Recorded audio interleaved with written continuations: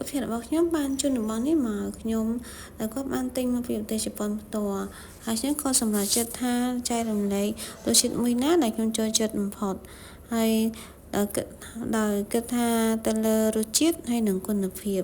ហើយខ្ញុំក៏បានបង្ហាញនៅក្នុងវីដេអូនេះផងដែរតែហេតុអ្វីបានខ្ញុំចូលចិត្តរសជាតិនេះផងដែរហើយនឹងអត្ថប្រយោជន៍របស់ candy នេះវាលក្ខណៈស្រដៀងនឹងស្ករដែរប៉ុន្តែជួយសម្រួលបំពង់កឲ្យមានវាជ្រះស្រឡះនៅពេលដែលយើងនិយាយច្រើននៅក្នុងកន្លែងណាដែលមានម៉ាស៊ីនត្រជាក់ក្នុង meeting ឬមួយក៏ផ្លាស់ប្ដូរអាកាសធាតុជាដើមហើយចំពោះវាជាប្រភេទមួយរបស់ជប៉ុនហៅថា Ryo Kakusan ខ្ញុំអត់ចេះជប៉ុនទេមិនដឹងថាអានខុសត្រូវទេហើយចំពោះ rating វិញគឺឆ្ងាញ់ខុសគ្នាទៅតាមចំណង់ចំណូលចិត្តគ្រាន់តែខ្ញុំចូលចិត្តរសជាតិគូលែនដែលញ៉ាំទៅដូចជាផ្លែឈើអញ្ចឹងហើយរសជាតិgreen tea ក៏ឆ្ងាញ់ដូចគ្នាដែរហើយនេះគឺជា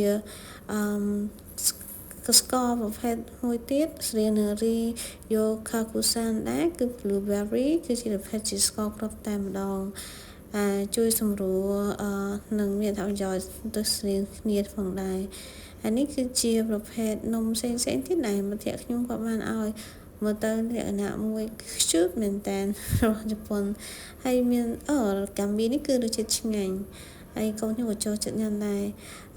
នេះគឺជា eye drop សម្រាប់ដាក់ភ្នែកក៏ដូចជាលាបសម្រាប់មុខខាំ